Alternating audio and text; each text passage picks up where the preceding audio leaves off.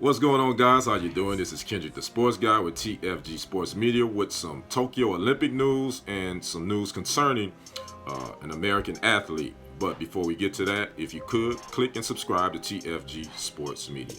Now, tennis star CoCo Gauff announced on Twitter that she has tested positive for COVID-19 and she will not be allowed to compete in the Tokyo Olympics. Now, don't know when CoCo Gauff was diagnosed, but she did say on Twitter that she's disappointed and she hopes that there will be many more chances for her to compete in the Olympics in the future. CoCo is 17 years old and she actually last played earlier in Wimbledon, where she lost to Angelique Kerber in the fourth round. Now, CoCo is the world's ranked number 25 player, and she said she was super confident, said this previously, about playing in the Olympics, which begin this coming Friday with the opening ceremonies.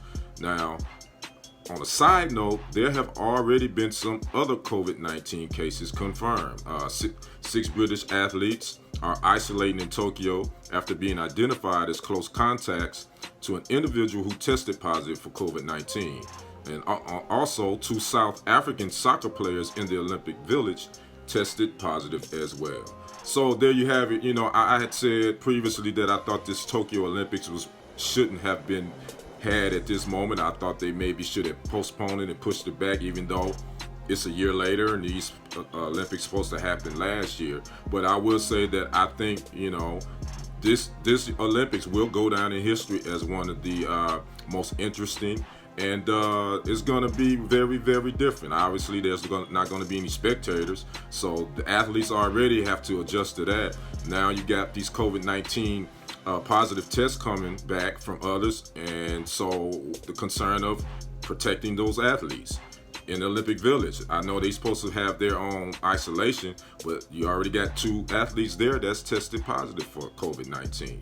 And then there's that Delta variant that's out there as well. So these Olympics, you know, it'll go down in history as one of the most interesting and one of the most unique ones that we've ever seen. So again, we hope that these athletes will be able to be protected and no other cases will be brought back to their countries. So I'd like to know what you guys think.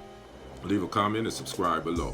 This has been your sports guy Kendrick with TFG Sports Media, and until next time, peace.